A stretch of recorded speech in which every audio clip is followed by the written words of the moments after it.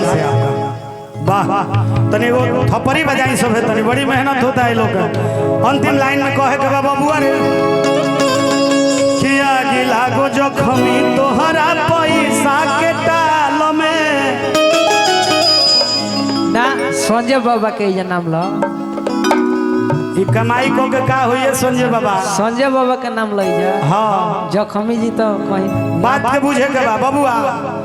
अरे किया गिला गो संजय तोहरा पैसा के टाल में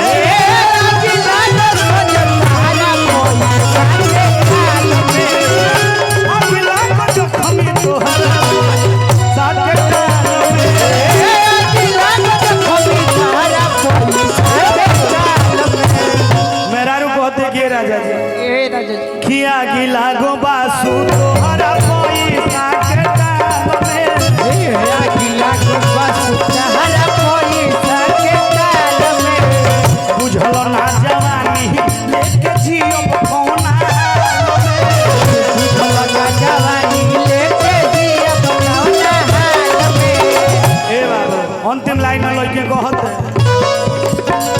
रहब ना तो सधुआ ही ढीली हो रहब ना तो सधुआ लगवा लागी ढीली हो रहब ना तो सधुआ ही ढीली होय बलानी कैसे पिया